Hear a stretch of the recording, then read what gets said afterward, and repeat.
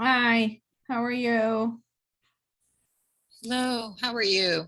Pretty good. Sorry, I'm a bit late. I usually try to No, start these things a bit earlier, but it's been meeting after meeting. yeah, no worries.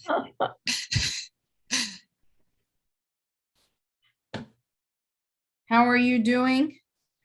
Doing well, doing well. Busy time of the semester. Yeah. Do you have slides to share? Do you want to just try sharing just to make sure we're good on that? Usually there's not really much else to Yeah, let's see here. do while we wait. Hey, Amy.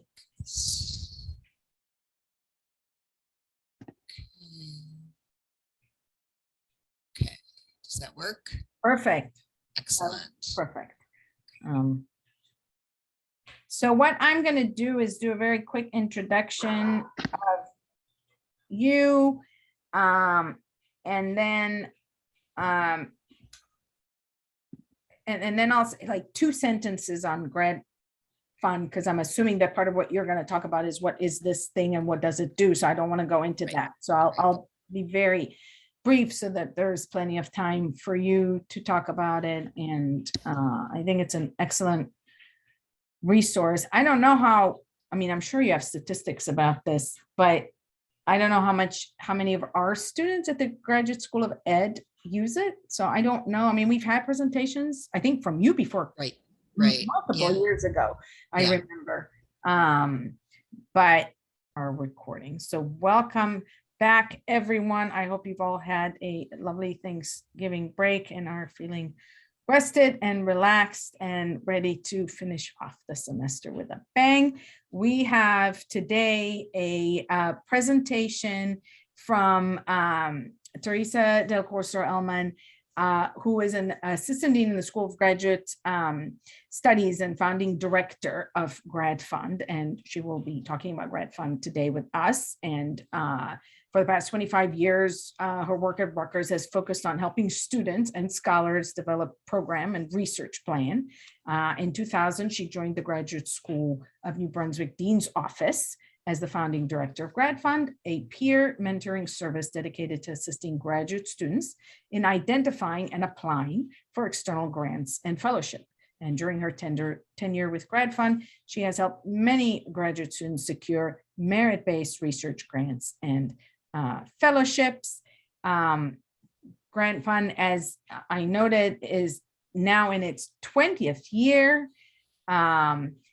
And the service is designed to help graduate students learn how to apply for merit-based fellowships and grants to support their graduate study. And it is really an amazing program. We have one of our own also working there. Nama Abshaloms is working with them as well.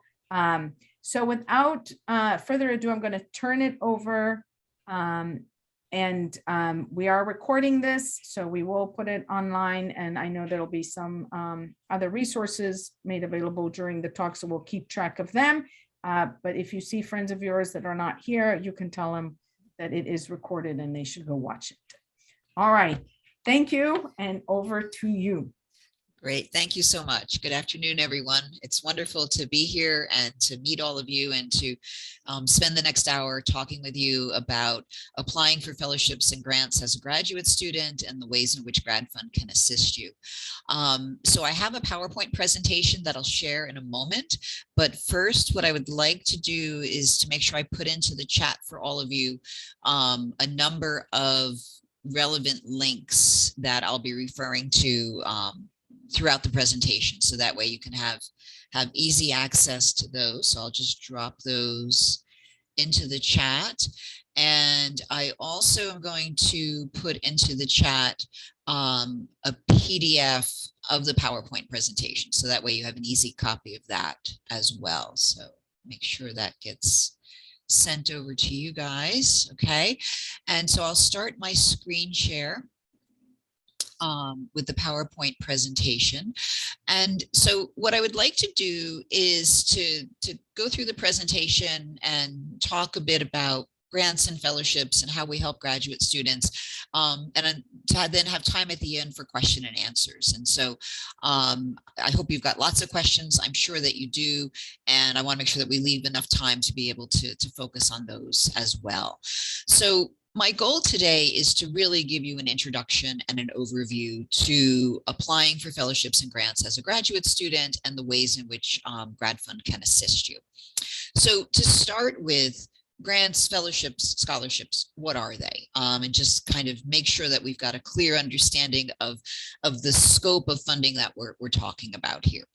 So the first thing I like to do is to break down two major buckets of funding, which is internal funding, which is the funding that you receive from Rutgers from inside of your program, which could be a fellowship, it could be an assistantship, it could be a TA-ship, and then external funding, which is going to be funding from outside of Rutgers. And that's the type of funding that we're going to talk about this afternoon, is how to apply for external fellowships and grants that can come in and augment or supplement the internal funding that you have for your graduate studies.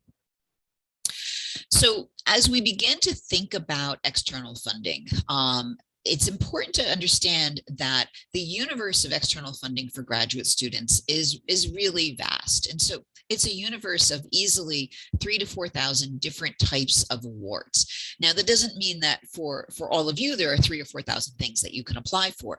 And in fact, the reality is that the answer to the question of what can I apply for is very specific to the individual and their context in terms of the type of degree that you're pursuing, your research interests, your academic and personal background that brings you into this graduate program.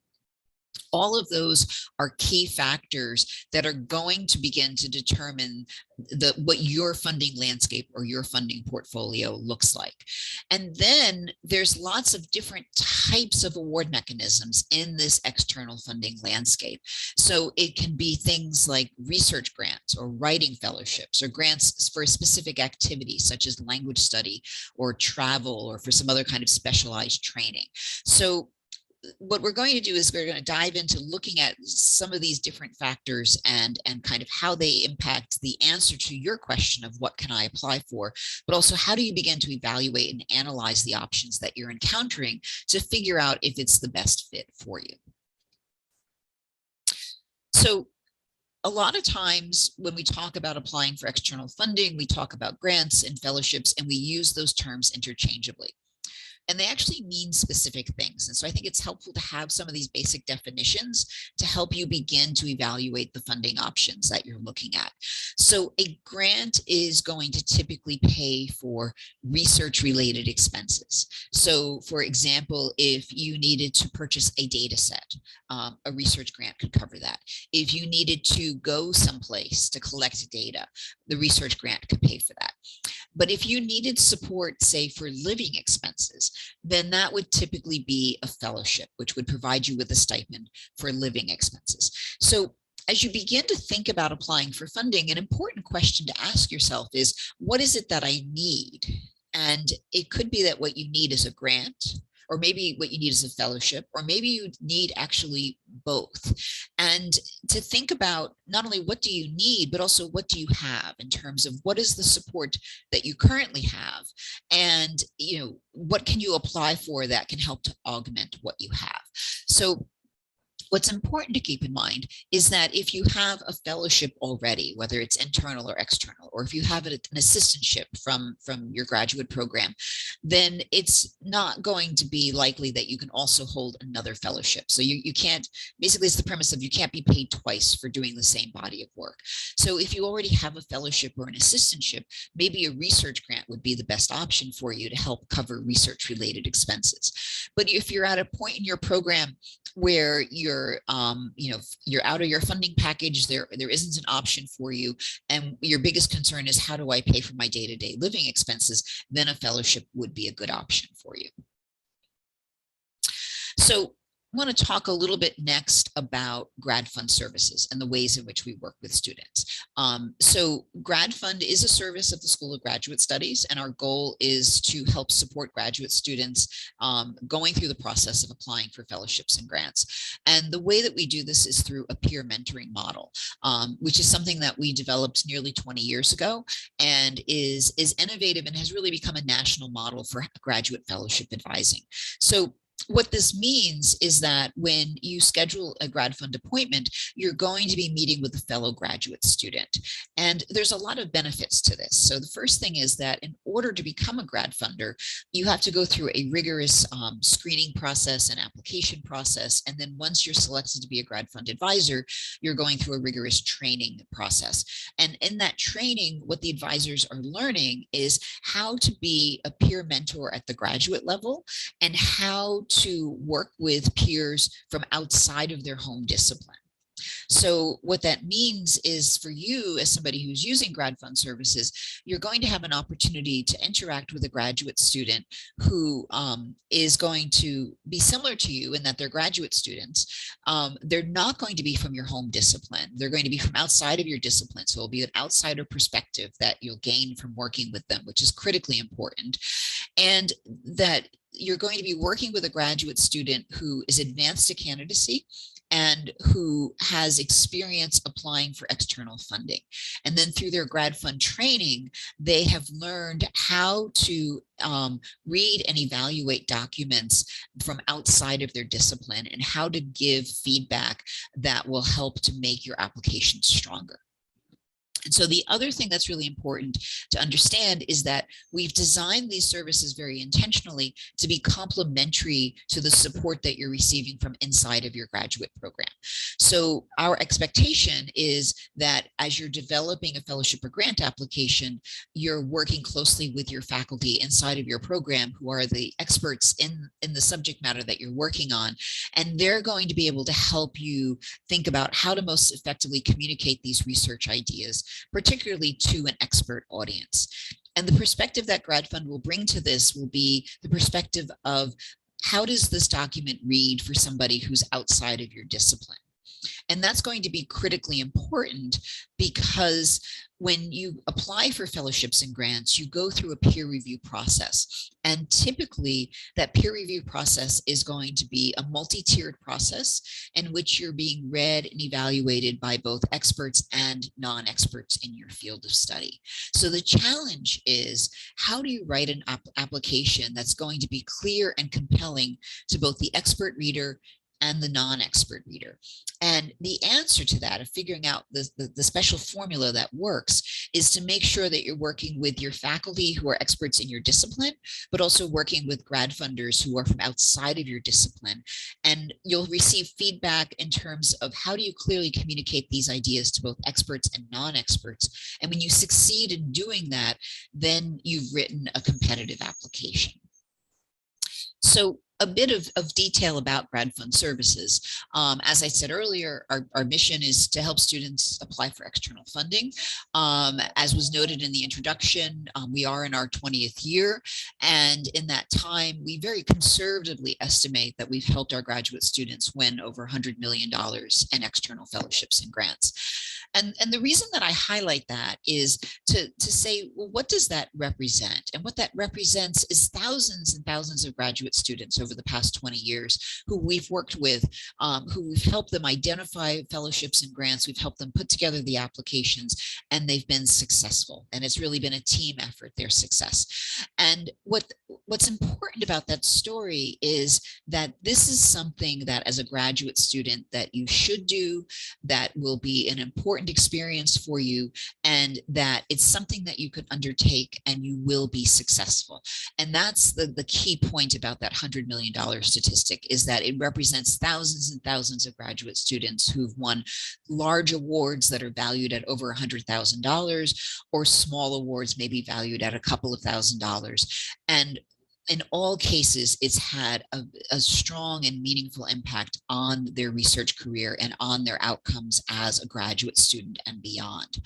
And so, it gets to the question of why should you apply for fellowships and grants as a graduate student? And there's so many reasons to do this. Some are very clear that if you are in need of resources, it's a way of securing resources.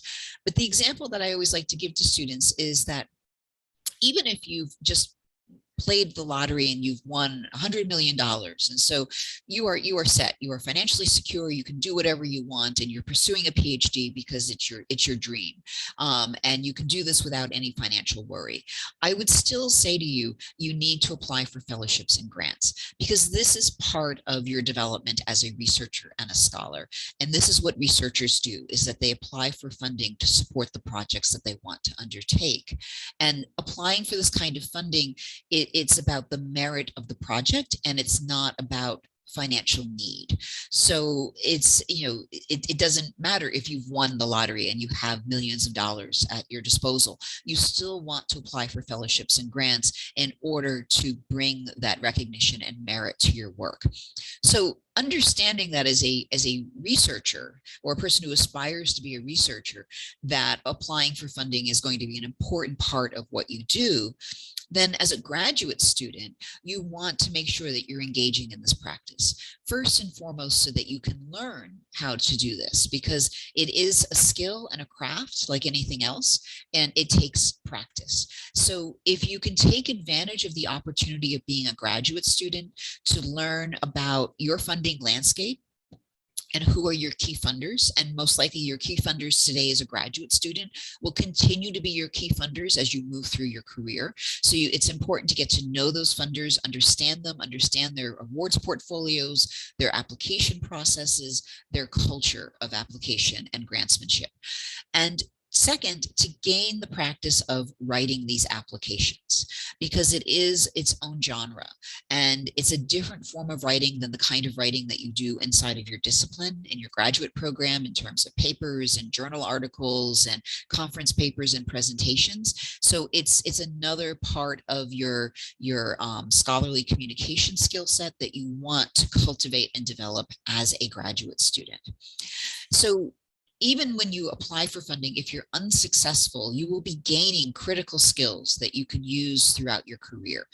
And if you are successful, then you're bringing recognition and merit to your work. You're bringing additional resources to your work. And the idea that money attracts money very much applies here. So once you have a line on your CV saying that you've been awarded a grant, and it can be a modest grant, that's going to open the door to additional awards and fellowships that you'll be successful for. And it's two things. It's that when reviewers look at your CV, they see that others have funded you, so that's a sign that your work is meritorious and it should be supported. But your work also inherently is going to have the benefit of those resources, which will make it stronger, which will make you more competitive in the application process. So with that in mind, thinking about applying for funding, not as a necessity, but as a professional development activity that you want to undertake as a graduate student, one of the goals that I encourage all graduate students to consider undertaking is the goal of applying for at least one fellowship or grant every year that you're in graduate school. And at a minimum, apply for one. There'll be years when you'll be applying for a lot more, but that to not wait for some magical moment in the future when you'll apply for things, but to think about this presentation as an opportunity to begin to explore applying for fellowships and grants and figuring out, well, what is there that I could perhaps apply for in the coming months, and begin this process. The other tip that I give to all graduate students is to think about how can you integrate the process of applying for funding into your graduate career. And that goes hand in hand with the idea of the goal of applying for at least one fellowship or grant each year that you're a graduate student. But this idea of integrating it into your graduate work has a couple of factors that are important to keep in mind. And so one is that when you begin to assess your funding landscape or your funding portfolio, what you will find is that as you move through your program requirements, you're moving in and out of eligibility for different award mechanisms. So your eligibility is going to be based on where you are in your program of study. If you're early on, there will be certain pre-dissertation or early career awards that you can apply for. If you're at the dissertation stage, then then there will be dissertation specific awards that you can apply for. And as you move from one stage of graduate study to the next, from coursework to the qualifying process to ABD to working on the dissertation full time, you're moving in and out of eligibility for these different awards. The other thing that's important to keep in mind is that most funders have one deadline a year. There'll be some that have two, there'll be a handful that maybe have more than 2 deadlines a year. And so what this means is that you're applying for funding the academic year before you're going to actually use the awards. So this requires a bit of long-term planning and applying the year before you'll use the funding and thinking about not what am I doing today, but what will I be doing a year from now that will require this financial support. And so it's for these reasons that it's having this integrated approach of thinking about how do I integrate applying for funding into my graduate career has you thinking ahead to, when should I be applying for things? When am I eligible? When's the deadline? And what am I going to be proposing to do once I'm on this funding a year after I apply?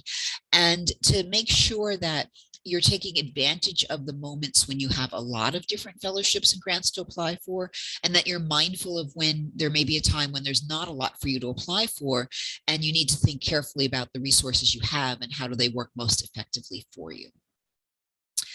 So there's a lot there that I've just described. And we have a set of services that are designed to really help support you navigating this process, which is complicated. And our goal is always to help support you by giving you information and resources to empower you to unpack these processes and have them work for you in the best way possible. So we do this in a number of different ways. I would say our most popular service is our individual meetings. And in the next slide, I'll go into a bit more detail about what goes on in those individual meetings. But you have the opportunity throughout your time at Rutgers to schedule individual advising appointments with a member of the GradFund team, and they can help you with a variety of different issues and concerns. We have robust platforms of digital resources, and so links to those are in the chat and are also embedded in the presentation itself. We run mentoring programs, and so we're getting ready to launch for our spring semester our mentoring programs. And the mentoring programs are this idea of a structured program that runs for 8 weeks that provides you with structure, community, accountability, and information that you need in order to prepare yourself to be competitive when you write a fellowship or grant application. So the mentoring program is a great starting point for a lot of students in terms of getting that overview of, kind of how do I begin to think about this? How do I begin to prepare myself in terms of thinking about a project, writing about a project, assembling documents, crafting documents. And then we also offer workshops and presentations. So I regularly come out to programs either virtually or in person to present. And we each semester run a series of workshops. And so the workshop series for the fall semester is now completed, but you can access the videos on our GradFund resources SharePoint, which was one of the links that I shared with you in the chat. And we're also going to be running workshops and webinars in the spring semester. And so that schedule will be forthcoming shortly. So in terms of our individual appointments, right now, all of our appointments are virtual. So it's really easy. We send you a link, you click on the link, and you'll be meeting with an advisor. We offer 3 types of appointments that are really designed to help you step by step through the process of applying for funding. So in a planning meeting, you'll meet with an advisor, and they'll help you become familiar with the tools and resources that you need to navigate the external funding landscape. So we'll show you how to use the resources, the databases that we have. We'll help you run searches. We'll help you understand how to evaluate the results of those searches and how to tinker with the search engines so that you're getting the information that's most useful for you. A help with the funder meeting is going to be an opportunity to have an in-depth discussion with an advisor about a particular fellowship or grant. So a lot of times what we find is that after the planning meeting, meeting, you're looking at a lot of really great opportunities, and it can be overwhelming. And so there may be a particular award that you're interested in, but when you go to the funder's website, it just seems confusing. It seems like a lot of work. A lot of times students say, maybe this isn't worth the effort. I'm going to abandon this effort. So before you make that decision of abandoning the effort, we want you to schedule a help with a funder meeting. And we'll talk with you step by step about that particular fellowship. We'll unpack for you what's going on the website, what are they looking for, and help you to become equipped so that you can begin to work on this application in a productive way. And then I would say our most popular meeting is our application review appointment, which is where you will share with us documents that you're developing for a particular fellowship or grant, and that we will have an opportunity to look at those materials and provide you with a review and feedback for strategies on how to strengthen it and make it more competitive. And so what's important to keep in mind is, as I mentioned earlier, that you're being read by peers from outside of your discipline. So what they are going to be able to help you with is thinking about, are you clearly communicating your ideas? Are you doing so in an effective manner? What do we know about this particular application? And what are strategies and techniques that will help you to be more competitive? What do we understand about the review process? And are you speaking effectively to the reviewers for this particular application? So a lot of really useful feedback to help you as you're revising your application. Things that we're not able to assist with is that we are not going to be able to evaluate your methodology and comment on whether or not it is appropriate. That will be the domain of your faculty mentor. Likewise, we're not going to be able to give you suggestions for citations for your literature review and things like that. Once again, that will be the domain of your faculty advisor. But we will be able to help you in terms of what I would call the scholarly communication of your ideas and how to most effectively communicate these ideas to a multidisciplinary audience. So I've got a couple of screenshots here that are designed just to kind of help navigate you through the logistics of setting up an appointment. So when you're ready to schedule a GradFund appointment, you're going to do that on our WC Online booking platform.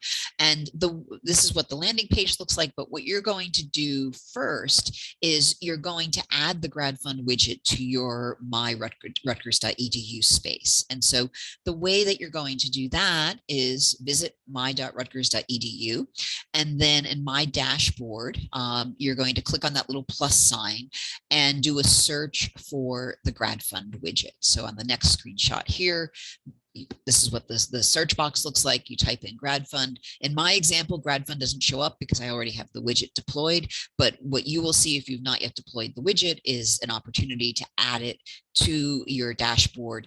And then once it's in your dashboard, you'll be able to click on the icon, and that will authenticate you through Rutgers and get you into the booking platform so that you can schedule an appointment. When you go to schedule an appointment, you can choose the day, you can choose the time, you can choose the meeting type, you can choose the advisor. So you've got a lot of choices there. What we display, what this platform displays, is 1 week availability at a time, but you can always jump ahead to later times if you want to schedule something a month from now, for example. This week, we've released the schedule for the spring semester, so you can see our meeting availability from now until the end of the academic year in the middle of May.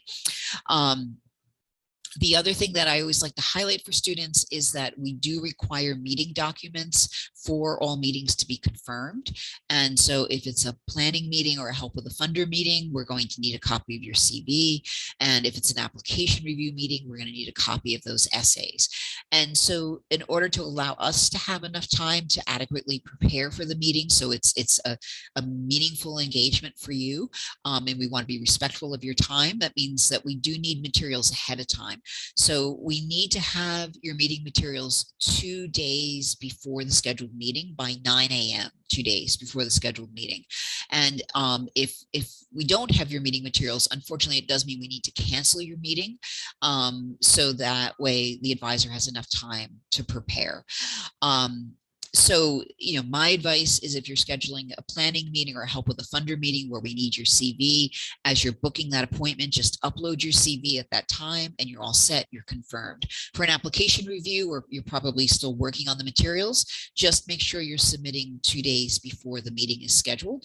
And the system will send you a reminder as well.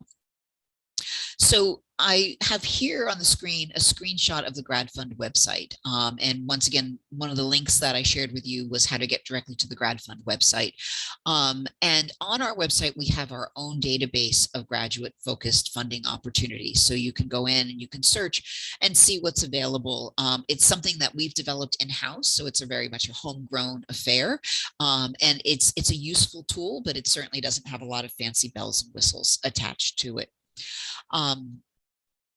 The other thing that we have to supplement what we have on the website is that we have additional resources inside of RU Connect on the SharePoint and on Teams, and you've got a code you can scan to get to it. I've also put the relevant links in the chat as well for you. And then something that we deployed this semester, which has been very popular, is on Canvas. We've created a self-paced guide to fellowships and grants. So you've got the link there, and it's also in the chat where you can go ahead and enroll yourself into this self-paced guide. And this will take you through step by step how to develop a competitive funding application. So it's really meant to supplement and augment the individual support that we're able to offer. And I encourage everyone to take advantage of this resource. So the last thing that I want to highlight for everyone is a resource that's not a GradFund resource. It's a resource that the university subscribes to. And that's the Pivot database from ProQuest. So as I said, this is a resource that the university subscribes to. Everyone inside of Rutgers has access to this. And I encourage all graduate students to make use of this really powerful tool. So it is a funding database that is going to offer you a lot more in terms of bells and whistles than what the GradFund database can offer you. So it's got advanced search features. And so one of the things I encourage everyone to make sure they're doing in the advanced search is setting the search to return results specifically for graduate students. If you don't do that, then you get results that are applicable to graduate students, but also faculty, postdocs, institutions. So it becomes a much larger data set that isn't going to be as useful to you. But if you set the search criteria to awards for graduate students, you'll get the information most relevant to you.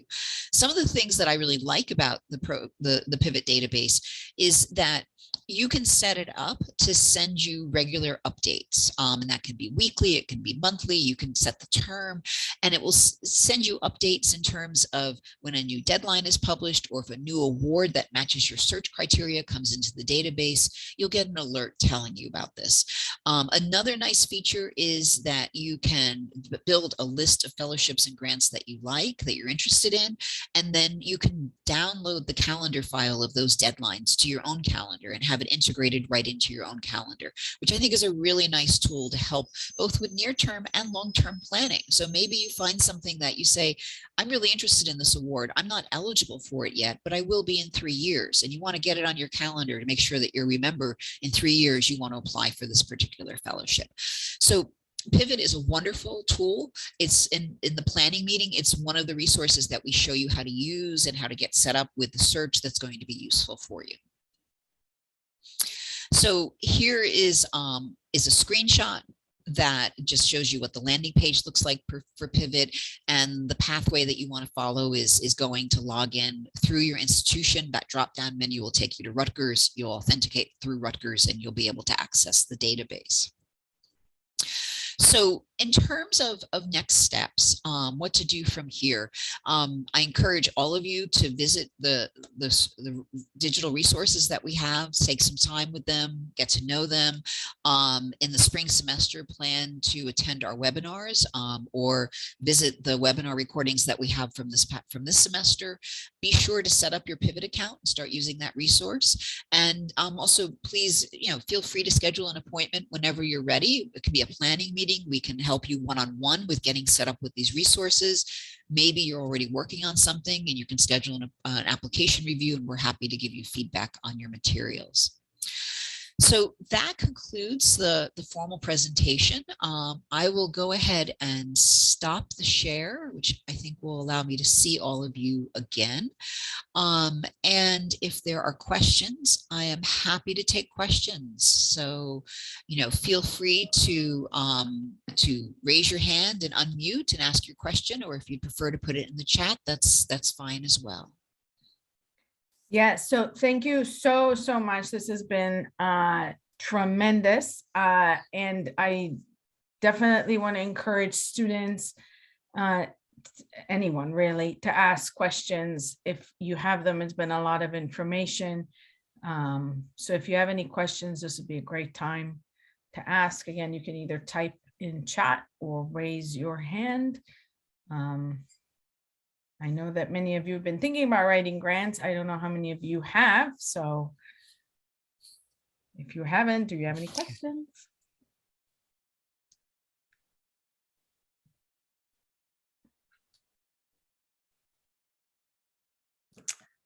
Yeah, I'll dive in and ask a question. Thank you so much. I had no idea that all of this was available and kind of the intricacies of how it works. So my question is a bit specific to me. So Ravit is my advisor and also Clark, and they're very, very supportive. So I'm just curious how it works with kind of the interplay of working with advisors who are very supportive and also working with GradFund. How does that kind of team work? Who's responsible for what? What would that look like?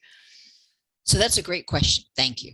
And so first, I always love to hear about students who have very supportive faculty mentors. That's fantastic. That makes my job so much easier. So thank you for that.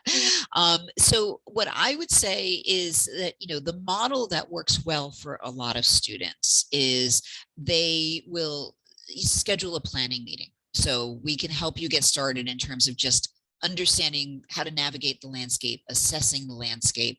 And typically out of that meeting, you'll get a preliminary list that you've generated through the searches that we've helped you with in terms of things that would look interesting for you to apply for. Or, depending, some people are like, I want to go and study this on my own and play around with it and generate my own list after the fact. We're fine with that. But in either case, our advice will be, once you've generated a list of things that look interesting to you, bring that back to your faculty, share it with them, and begin a conversation about, kind of how would you begin to approach applying for these things. Ask for their input. I mean, they're going to be familiar with a lot of these awards, and they'll have insights into it makes sense to do X, but maybe not to do Y. Okay, great. So, thank you. Yeah. So then the next step, if I can keep going further, is that you start writing something. And my advice would be those early drafts, if you can get the input from your faculty as the content experts, that's a great first step. And then when you've got something that's kind of pulled together, has your faculty input, then bring it to us for feedback with specific types of questions. And I'll say that one of the first questions that we will ask you when you meet with us is, has your advisor looked at this? If yes, okay, great. So what are they saying? And we want to understand, kind of what their viewpoint is before we dive into this. If they haven't, then we're going to ask you, what's your plan to get them to look at this and give you feedback? So you can see, the relationship with your advising team is really integrated into all of this. What I will also say, for students maybe who are thinking, okay, well, for whatever reason, my advisor doesn't work that way. They don't want to see a draft until it's nearly perfect, and then they'll give me feedback. We also look at drafts that don't yet have advisor feedback, that may be very early preliminary ideas. And we can help you with a brainstorming session of just figuring out how do you kind of get these ideas organized and framed in a way that speaks to the particular funder that you're applying to and what they're looking for in an application. Okay. Thank you. That was so helpful. I was curious about the idea point and also kind of the revision. So you covered all of that. Thank you. This was really amazing. Okay, great. Thank you. Okay. So I see there's a question in the chat. What is the etiquette around applying for multiple grants and fellowships for the same purpose so you aren't putting all your eggs in one basket? Okay, that's another great question. So and there's a lot of levels to this question. So, kind of going back to that one piece of advice that I gave in the presentation about setting for yourself a goal of applying for at least one fellowship or grant each year that you're a graduate student. And also acknowledging there'll be years when you're applying for more. So as a starting point, I would say part of what we can help you with in that planning meeting is beginning to do this landscape assessment of figuring out when are the best opportunities for fellowships and grants for you. Because, there will be students who, what we'll find is that in their first couple of years, they have lots of things they can apply for. And then the later years, there just won't be as much. And for other students, it's the reverse. Early years, not a whole lot to apply for, but you get to dissertation, a really rich portfolio of fellowships and grants. So you want to understand what that looks like for you, so you make sure you don't miss out on opportunities. And then it's also important because there will be this moment when you can put in multiple applications. And my advice is you want to do that. So exactly, you don't want to have all your eggs in one basket and say, I'm just going to put it into this one basket and hope it works out. Because if it does, that's great. But what I will say is that applying for merit-based fellowships and grants is a very competitive and subjective process. So we can help you to be as competitive as possible, but we can't guarantee success because there are so many different subjective factors that come into the evaluation. And what I've seen both as serving as a reviewer myself and what I've also seen in terms of assessing applications after they've been submitted and reviewed is that there are lots and lots of very meritorious applicants and projects that are not funded. And it's an issue of there's more great projects and students than there are resource dollars. So you want to be strategic. You want to say, if I have multiple fellowships and grants that I can apply for in one cycle, okay, I'm going to do that. But my advice is you want to think very carefully about each fellowship and grant that you decide to apply for. It needs to make sense. There needs to be a good synergy and a good match in order for you to be successful. So, an example of this can be, that you find something that you want to apply for and you say, well, I need support. And they're kind of interested in what I'm working on, so I think I can make it work. And perhaps you can. The challenge will be, there will be a whole bunch of applicants who are a perfect match for that particular funder. And so how do you overcome that when there may be, 3 fellowship slots and there's 10 applicants who are perfect matches? So already in that dynamic, there's 7 people who are a perfect match who won't be successful. So if you're not seeing where you're a strong match for the goals of the fellowship or the grant, then it may make sense that this isn't the best use of your time and resources. I will say that funders definitely expect you're applying to more than one fellowship or grant at the same time. The universe of fellowships and grants, broadly speaking, is large for graduate students. As I said, it's about 3,000 or 4,000 awards, but within specific research areas or fields, it's a rather small world. So, the expectation of funders is that if you're applying for us, you're also applying for our colleagues who are running this other fellowship competition. And so if you're not, that can sometimes raise a question about, well, why aren't you? The other thing that's important to keep in mind, though, is that when you're applying for multiple awards, it's not going to be as simple as creating one application and uploading it to 3 different application portals and saying that you're done. You're going to have to tailor the application to each specific competition. And there's a number of reasons for that. One is because every funder is going to have a different set of requirements and guidelines. They're going to want materials assembled in their particular way. The other thing is that the review process will be different for each of these. So what the type of reader and what they're being asked to evaluate can be quite different, which means you need to assemble the materials and craft them differently. And then finally, that it's this idea of making the case for why you're the best match for the funder. So even if they're basically asking for the same materials, you want to make sure that you're pitching it to that particular fellowship or grant. Now, the last thing I want to say on this question is, in the wonderful scenario where you apply for a bunch of things and you're successful, that you have multiple offers, what do you do? So first, you should be really pleased. That's a great accomplishment. And the key thing is before you make any decisions, you want to make sure that you're talking to a lot of people. You want to make sure you're talking to your faculty. You want to make sure you're talking with the funders themselves. And you don't want to assume that you can do X or Y. You want to ask questions. You want to find out what's the broadest range of possibilities of what can you do with the awards you're being offered. It may most likely will be that you won't be able to take everything, but perhaps you can take portions of multiple awards, which gets you into a position of having more resources than if you just took one award. And then the other thing I will say is that even if you have to decline an award, that's something that you can still list on your CV as something that was offered to you and that you declined. Okay.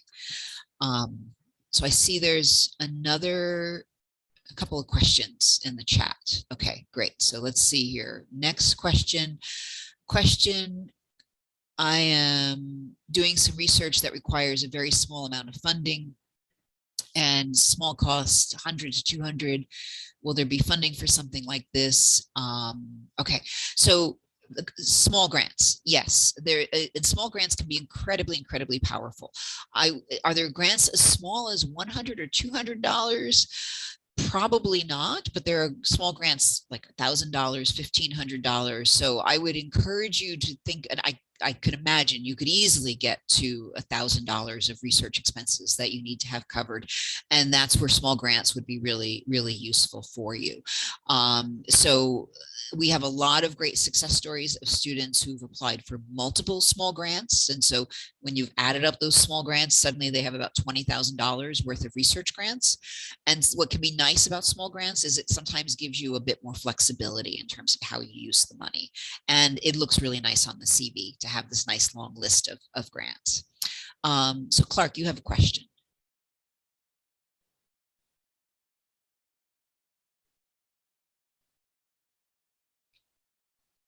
I think you're muted. You're muted.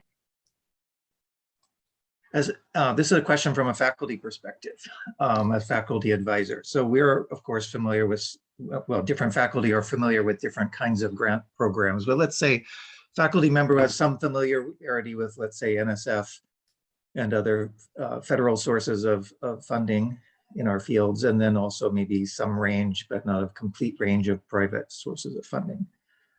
So we're familiar with, maybe from both sending on review panels and from submitting lots of grants in our career, what the standards are. So the two interrelated questions are, how should we think? Should we just translate those standards into thinking about those same kinds of standards for thinking about our students applying for funding, or should we be thinking about somewhat different standards that might be applicable?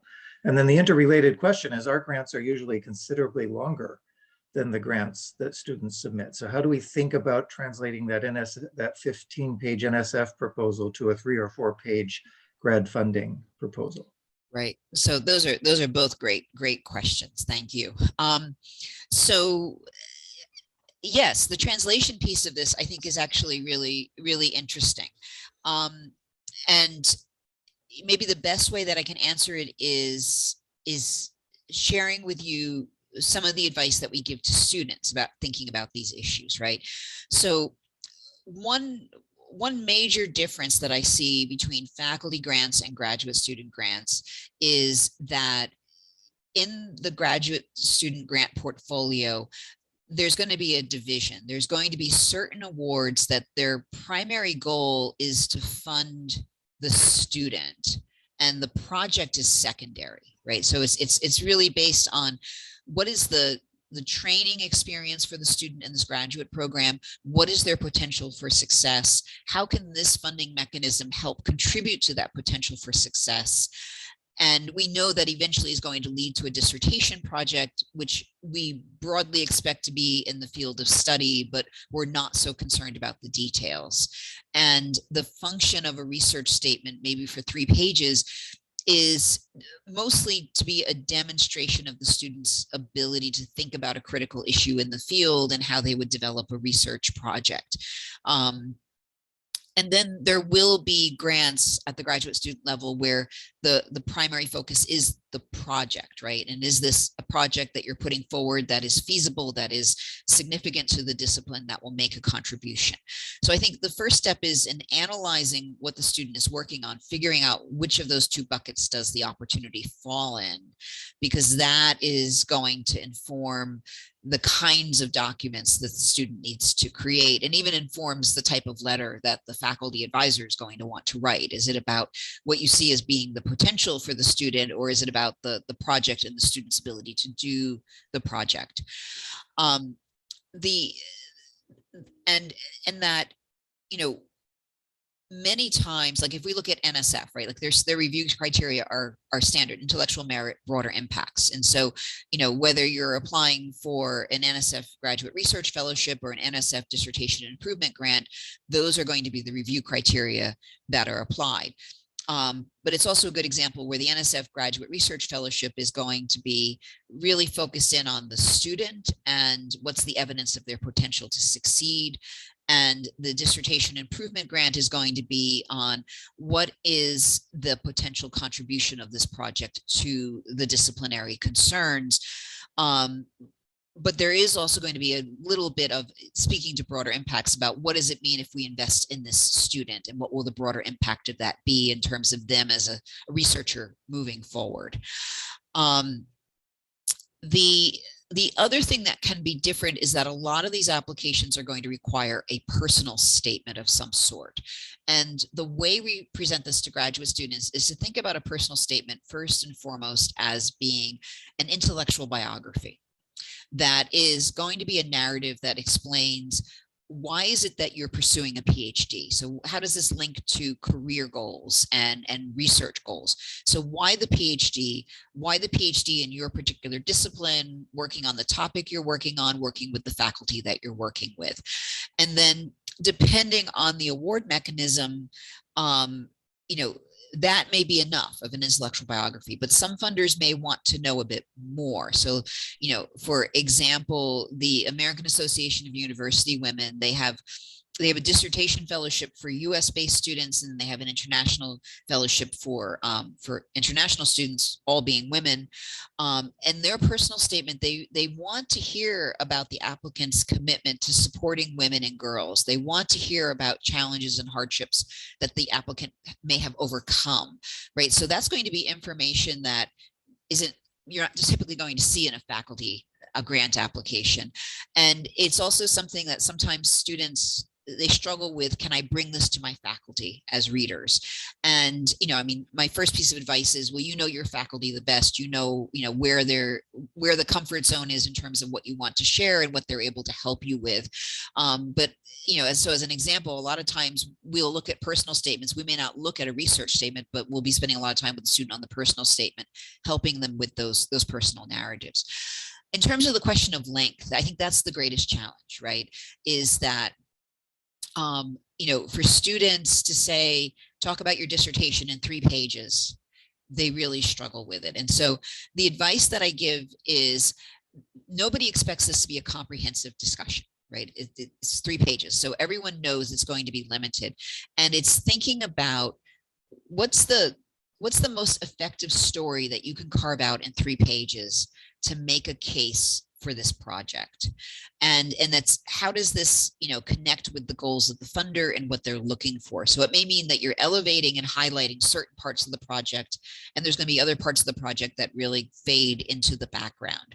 The other thing I point out to students is that, you know, they may be limited to 3 pages, but their faculty can write letters for them. The faculty letters don't have formal limitations. I think going beyond 3 pages probably would be a bit long, but there's an opportunity for your faculty letter writers to say certain things about your project that you may not have space to talk about in your application.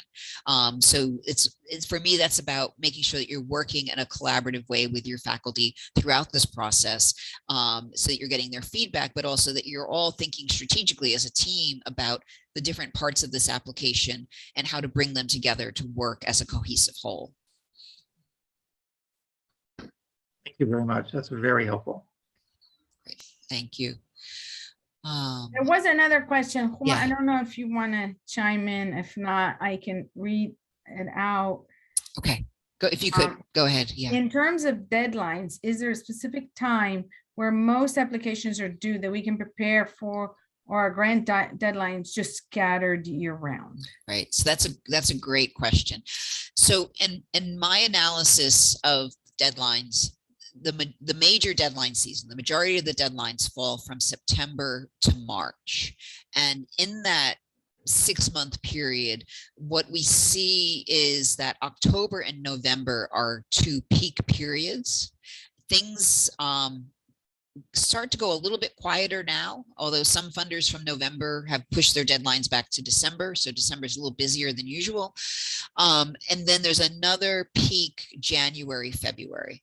When you get into March, it starts to really slow down. And then from April to August, there's a few things, but not as much. And so, when I say you're applying the academic year before you're going to use that funding, many times you're applying in November for funding that you're going to use starting in September.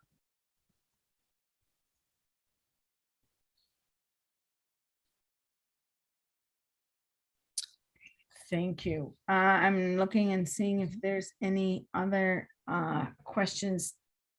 Don't seem to be.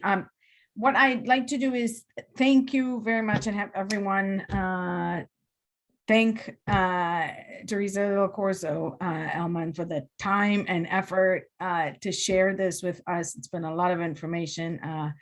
I think that having the PowerPoint, also, which was in the chat, in case you missed it, you can scroll back and download it. It was in the chat.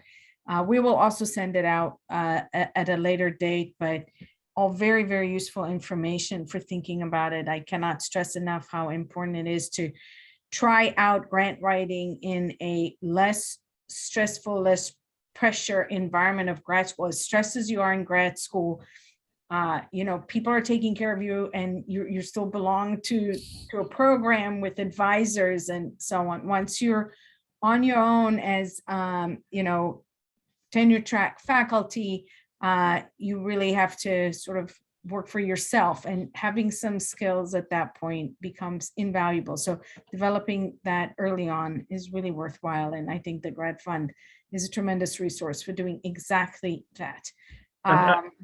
Ravi, can I slip in with one other piece of advice?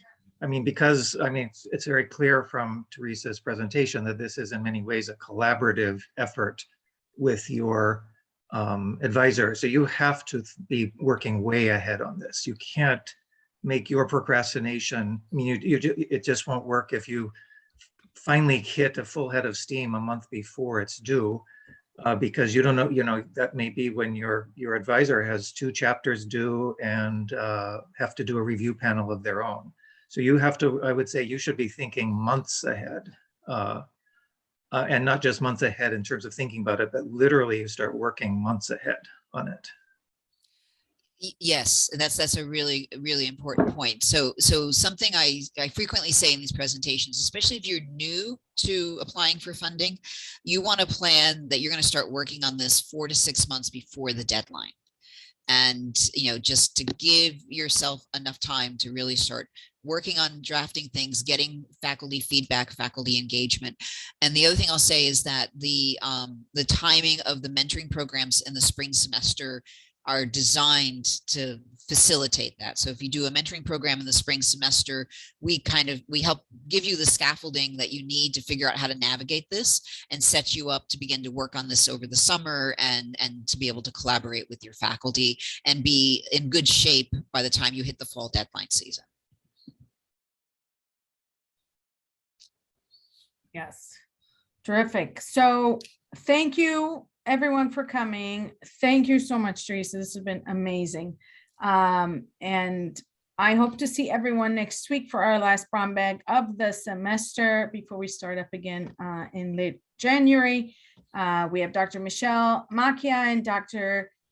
Christine Mali Kopp, and they'll be talking about issues of equity, particularly around race, identity, and power in instruction. So in designing courses and thinking about designing courses. So really a wonderful opportunity to learn more about that. So please join us, and hopefully we'll see you all next week. And thank you again. Thank you again. Bye. Okay, thank you. Bye. I thank you. Bye.